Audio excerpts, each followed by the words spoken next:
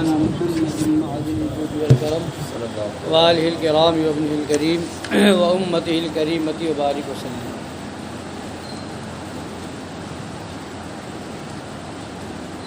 تو کل صلح کلی مولویوں کے مکر اور فریب کو بتایا گیا تھا اور اس کا کچھ جواب دیا گیا تھا کہ علماء اہل سنت حق گو علماء جو ہیں وہ لڑائی جھگڑے کی بات نہیں کرتے، وہ صرف اتنا کہ وہابیوں کا حکم یہ ہے، دیوبندیوں کا حکم یہ ہے اور ان کے ساتھ اٹھنے بیٹھنے کا حکم یہ ہے، اس کو واضح کر دیتے ہیں اور یہ ان کی ذمہ داری بھی ہے۔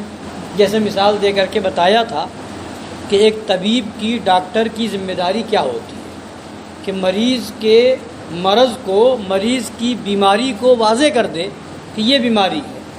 اب اس کو اگر برا لگے یہ اس کے عقل کی خرابی ہے۔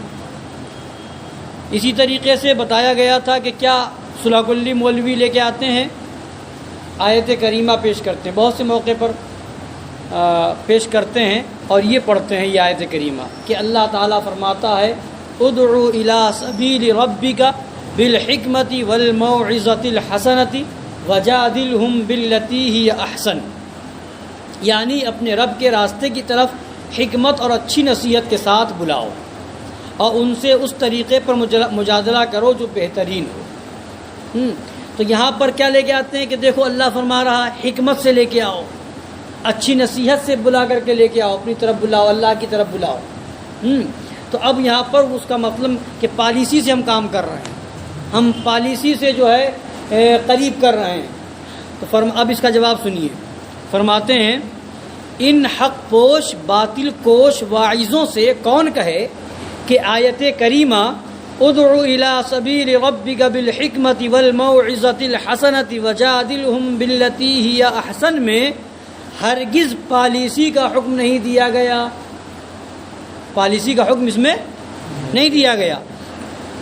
آج کل پالیسی کا مفہوم قلب و زبان کا باہم اختلاف اور مکر و فریب ہے۔ پالیسی کا کیا مطلب ہے؟ جو آج کل بولتے ہیں نا پالیسی سے کام کر رہے ہیں، پالیسی سے یہ کام کریں گے، ایسا کریں گے، تو اس کا کیا مطلب ہوتا ہے؟ مکر و فریب، یعنی زبان کچھ اور دل کچھ ہے، زبان پہ کچھ ہے اور دل میں، تو لوگ اس کو پالیسی کہتے ہیں، اس کو جو ہے پالیسی کا نام دیتے ہیں، یعنی کسی کو دل میں ہو اس کو تکلیف پہنچانا اور زبان سے اظہار کرے کہ میں تمہارا چاہنے والا ہوں، تمہارا خیر خواہ ہوں، تمہاری بھلائی چاہتا ہوں، تو اس کو کس چیز کا نام دیتے ہیں؟ میں پالیسی سے اس سے نپٹوں گا۔ اسی کو پالیسی کہتے ہیں آج کے زمانے میں، کہ زبان پہ کچھ ہے اور دل میں اس کو چاہتا ہے کہ نقصان پہنچ جائے، مگر بن کے کیا آ رہا ہے؟ خیر خواہ بن کے اس کے سامنے ہمدرد آ رہا ہے، اور دل میں کیا، اور دوسروں سے کیا بتاتا ہے کہ میں بہت پالیسی سے کام کر رہا ہوں اور اچھے سے اس کو نقصان پہنچاؤں گا، پتہ بھی نہیں چلے گا۔ تو اس کا نام آج کے زمانے میں پالیسی ہے۔ تو کیا معاذ اللہ قرآن پاک میں اس کا حکم دیا گیا ہے کہ مکر سے کام لیا جائے، زبان پہ کچھ ہو دل میں کچھ ہو؟ حکمت سے یہ مراد نہیں ہے۔ اب خدا نے فرمایا ادعو الی ربک، ادعو الی سبیل ربک بالحکمہ، حکمت سے بلاؤ اپنے رب کے راستے کی طرف۔ تو حکمت سے کیا مراد ہے؟ تو فرماتے ہیں آیت کریمہ کا ترجمہ تو یہ ہے کہ اپنے رب کی راہ کی طرف بلاؤ پکی تدبیر، پکی تدبیر اور اچھی نصیحت سے، اور ان سے اس طریقے پر بحث کرو جو سب سے بہتر ہو۔ فرماتے ہیں پکی تدبیر سے وہ دلیل محکم مراد ہے جو حق کو واضح اور شبہات کو زائل کر دے۔ حکمت کا مطلب کیا ہوگا ترجمہ؟ پکی تدبیر، اور پکی تدبیر سے مراد کیا ہے؟ دلیل محکم، مضبوط دلیل، ایسی مضبوط دلیل جو حق کو واضح کر دے اور شبہے کو، شک کو دور کر دے۔ ایسی مضبوط دلیل پیش کی جائے جس سے حق واضح ہو جائے اور شبہات، شک، شکوک و شبہات ختم ہو جائیں، تو اس کا نام حکمت ہے۔ تو اب کیا مطلب ہوا آیت کریمہ کا؟ یعنی اپنے رب کی طرف لوگوں کو، اپنے رب کے راستے کی طرف لوگوں کو بلاؤ، ایسی دلیل سے جو دلیل مضبوط ہو اور ایسی دلیل ہو جس سے حق واضح ہو جائے اور لوگوں کا شبہ بھی ختم ہو جائے۔ حکمت سے یہ مراد ہے، یہ مطلب ہوا۔ اور اچھی نصیحت سے کیا مراد ہے؟ والموعظۃ الحسنہ، اور اچھی نصیحت سے اپنے رب کے راستے کی طرف بلاؤ۔ تو اچھی نصیحت سے فرماتے ہیں مراد کیا ہے؟ ترغیبات و ترہیبات۔ ترغیب مطلب اسلام کی طرف، جنت کے راستے کی طرف بلانا، ترغیب دلانا، یعنی بتانا کہ اسلام کے دامن میں آ جاؤ گے، حق کو قبول کر لو گے، جنت کے حقدار بن جاؤ گے، جنت میں کیا کیا نعمتیں ہیں اور حوریں ہیں، غلمہ ہے اور وہاں نہریں جاری ہیں وغیرہ وغیرہ۔ تو حق کی طرف آ جاؤ گے، اسلام کے دامن میں آ جاؤ گے تو جنت میں یہ نعمتیں ملیں گی۔ تو یہ ہے ترغیب، رغبت دلانا، دلچسپی دلانا رب کی نعمتوں کو بتا کر کے۔ اور ترہیب یعنی ڈرانا، اگر نہیں مانو گے تو جہنم کا عذاب ہے، اس کا عذاب کتنا خطرناک ہے، اور اس میں اگر ڈال دیا جائے تو کیا انجام ہوگا، اور کس اللہ کی نافرمانی میں کون سا کیا کیا عذاب بتایا گیا۔ تو یہ ہے ترہیب۔ تو موعظہ حسنہ یعنی اچھی نصیحت سے کیا مراد ہے؟ ترغیب اور ترہیب، یعنی اللہ نے اسلام والوں کے لیے، ایمان والوں کے لیے کیا کیا نعمتیں ہیں عطا فرمائی ہیں، اور نہ ماننے والوں کے لیے کیا کیا عذاب تیار کر رکھا ہے۔ تو یہ بتایا جائے کہ اگر حق مانو گے تو یہ انعام ملے گا، اور اگر حق نہ مانو گے، باطل کی طرف جاؤ گے تو یہ بھگتنا پڑے گا، یہ عذاب پاؤ گے۔ تو یہ ہے ترغیب و ترہیب۔ تو حکمت سے مراد کیا ہوئی؟ دلیل بیان کی جائے، حق واضح کر دیا جائے۔ موعظہ حسنہ سے کیا مراد ہے؟ کہ ترغیب دلائی جائے، ترہیب بتائی جائے۔ اب اس کا مطلب صلح کلی مولوی کچھ اور نکالتا ہے۔ مطلب کیا ہے؟ سمجھ میں آیا؟ اور وہ مطلب کیا نکالتے؟ اللہ فرماتا ہے حکمت سے بلاؤ، اور حکمت سے مراد کیا لیتے ہیں؟ وہ پالیسی بازی، صلح کلیت، نرم پالیسی، ادھر کی ادھر کرنا معاذ اللہ۔ تو اب یہ ہوا، تو اب کیا مطلب واضح ہو گیا نا کہ مفسرین کرام نے فرمایا حکمت سے وہ مراد نہیں جو تم سمجھتے ہو، حکمت سے مراد مضبوط دلیل ہے جس سے حق واضح ہو جائے اور شبہات ختم ہو جائے۔ اور موعظہ حسنہ سے مراد کیا ہے؟ یعنی جنت کی جو نعمتیں ہیں اور اسلام لانے پر جو نعمتیں ملیں گی وہ بتائی جائے، اور جو نہ ماننے پر عذاب ہوگا اس سے ڈرایا جائے۔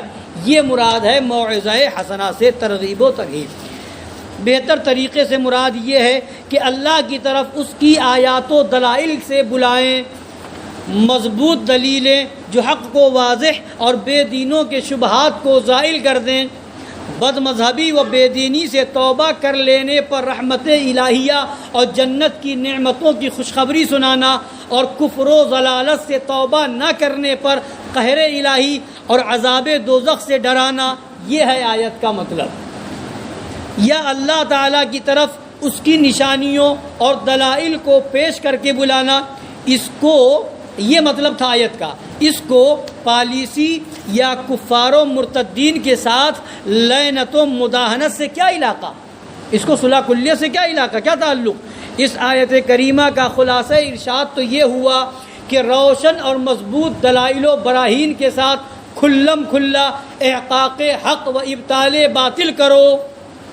اس کا کیا، اس آیت کا مطلب کیا ہوا کہ کھلم کھلا احقاق حق کرو، ابطال باطل کرو، دلیل بیان کرو کہ ہماری سنیت کی یہ دلیل ہے، حقانیت پر ہونے کی یہ دلیل ہے، ہم علم غیب نبی کے لیے مانتے ہیں تو یہ دلیل ہے، ہم نبی کو با اختیار مانتے ہیں تو یہ دلیل ہے، ہم نبی کو سب سے افضل و اعلیٰ مانتے ہیں تو یہ دلیلیں ہیں۔ اور وہابیوں کا عقیدہ ہے کہ معاذ اللہ نبی کا علم جانوروں کی طرح ہے معاذ اللہ، تو اس باطل کا ابطال کیا جائے گا، اس کی برائی بیان کی جائے گی۔ وہابیوں کا عقیدہ ہے کہ نبی ہماری طرح بشر ہے معاذ اللہ رب العالمین، تو کھل کر کے بیان کیا جائے گا کہ اس کا رد کیا جائے گا، تب حق واضح ہو جائے گا اور شبہات ختم ہو جائیں گے۔ اور اگر اس کو نہیں بیان کیا گیا، اس کو ویسے ہی رکھا رہنے دیا گیا جیسے کتابوں میں ہے، تو پھر مضبوط دلیل کہاں ہوئی، حق واضح کہاں ہوا، اور شبہات ختم کہاں ہوئے؟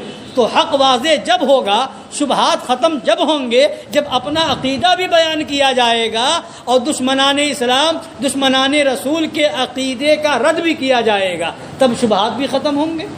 تو اس آیت پر عمل جب ہوگا، مگر صلح کلی اس کا غلط مطلب بیان کرتے ہیں۔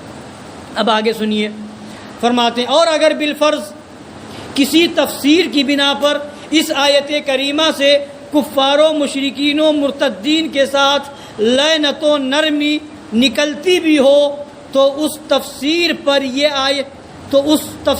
یہ آیت کریمہ آیات سیف و غلظت سے منسوخ ہوگی۔ سمجھ میں آیا؟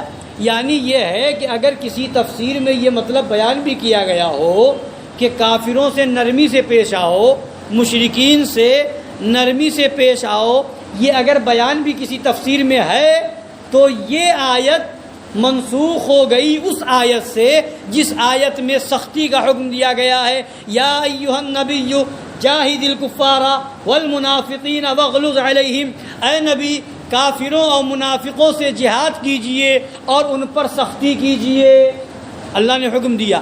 تو اگر یہ مطلب بھی ہو تو اس آیت سے یہ آیت منسوخ ہو گئی، آیت منسوخ ہو گئی، اور جو آیت منسوخ ہو اس آیت کو دلیل بنانا جائز نہیں، اس آیت کو دلیل بنانا جائز نہیں۔ تو اگر یہ مطلب نکلتا بھی ہو کسی تفسیر کی روشنی میں تو اس آیت سے وہ آیت منسوخ ہو گئی، اور جب وہ آیت منسوخ ہو گئی تو اس کو دلیل بنانا جائز نہ رہا، اس کو دلیل میں پیش کرنا جائز نہ رہا، لہذا صلح کلی مولوی کا اس آیت کو نرمی برتنے کے ٹائم پیش کرنا جائز نہ ہوا، جائز نہ ہوا۔ تو یہ ہے آیت کریمہ کا پورا خلاصہ، کما صرح به ائمۃ التفسیر۔ اللہ تعالی ہم سب کو حق سمجھنے کی توفیق عطا فرمائے اور صلح کلیوں کے مکر و فریب سے بچنے کی توفیق عطا فرمائے، آمین۔ وما علینا الا البلاغ۔